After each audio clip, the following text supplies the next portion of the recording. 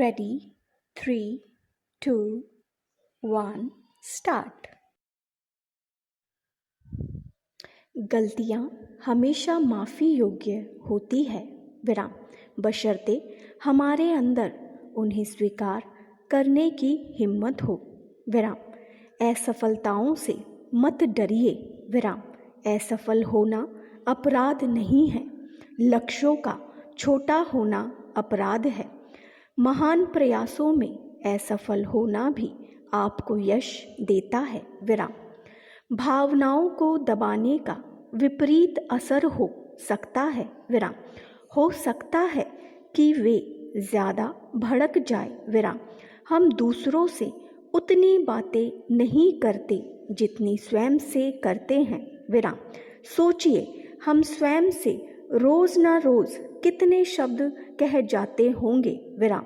हम खुद से किस तरह बात करते हैं, स्थितियों का किस तरह आकलन करते हैं, इसी से तय होता है कि हम दबाव के क्षणों में किस तरह प्रतिक्रिया देते हैं विराम। मन जब भी विचलित हो तो ये दो तरीके हैं जिनसे मन और मस्तिष्क को राहत मिल सकती है विराम। पहली तकनीक है लैबलिंग, यानी जो भी इमोशन उमड़ रहे हैं उन्हें कोई नाम दिया जाए विराम। यानी सबसे पहले आप स्थितियों को पहचानिए विराम, उनका मूल्यांकन कीजिए विराम, पुरानी स्थितियों से उनकी तुलना कीजिए विराम। दूसरी तकनीक है पुनर्मूल्यांकन, यानी आपने जो भी देखा है उस स्थिति को एक बार फिर से अलग नज़रिए से देखने की कोशिश करिए विराम। तीसरा, एक उदाहरण से समझिए, लोग किसी स्थिति का सामना किस तरह करते हैं यह जानने के लिए कोलंबिया के मनोवैज्ञानिक केविन ऑस्टर ने एक प्रयोग किया विराम। उन्होंने कुछ प्रतिभागियों को चर्च के बाहर रोते हुए लोगों की एक तस्वीर दिखाई विराम। तस्वीर को देखकर लोग दुखी हो गए विराम, लेकिन पूरा दृश्य उस समय बदल गया जब केविन ने प्रतिभागियों को बताया कि यह एक शादी की तस्वीर है विराम और ये खुशी के आंसू है विराम। जैसे ही नज़रिया बदला, प्रतिभागियों की भावनाएं भी बदल गई विराम। केविन ने प्रतिभागियों की भावनाओं में हुए इस बदलाव को fMRI तकनीक से कैप्चर कर लिया विराम। सार यह है कि दुनिया के प्रति हमारी भावनाएं हमारे दृष्टिकोण से बनती है विराम। यदि हम दृष्टिकोण को बदल दें तो भावनाएं बदल जाती है विराम। इसी तरह जीवन में भी हमें सकारात्मक पक्ष को देखना चाहिए विराम। विज्ञान कहता है कि आशावादी लोग जीवन के प्रति ज़्यादा आनंदित रहते हैं विराम। वे हर उथल पुथल या विपरीत परिस्थिति के लिए ज़्यादा तैयार होते हैं विराम। इसलिए हमें ज़िंदगी के उजले पक्ष की ओर देखना चाहिए। यही वो तकनीक है जो तनाव या निराशा को खुशी में बदल देती है विराम। इच्छाओं पर अंकुश, जीवन का संचालन, पोषण, वहन और संवर्धन इस बात पर निर्भर करता है कि हमारी इच्छाएं क्या है।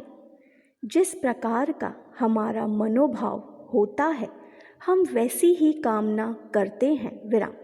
फिर उस इच्छा की प्राप्ति के लिए कर्म में लग जाते हैं विराम।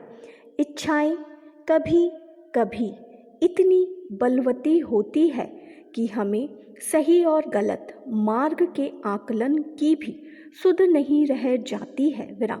कई बार हम अपनी अवस्था, परिस्थिति, क्षमता के परे भी लालसा पाल लेते हैं जिनके पूर्ण न होने पर अवसाद, विषाद जैसे नकारात्मक दोषों के पाश में बंध जाते हैं विराम। इच्छाएं अगर हमारे मन, कर्म और विवेक के वश में है तो वे हितकारी होती है, परंतु अगर इनसे परे है तो फिर असाध्य स्वयं को कुंठित करने वाली और विनाशकारी साबित हो सकती है। विराम। लंकापति रावण सक्षमता के शिखर पर होने के बावजूद माता सीता के हरण और वरण की अनुचित इच्छा के माया में फंस गया। विराम। परिणाम स्वरूप महामंडित रावण भी अज्ञानता कर बैठा और तिनके की भांति समाप्त कर दिया गया। विराम।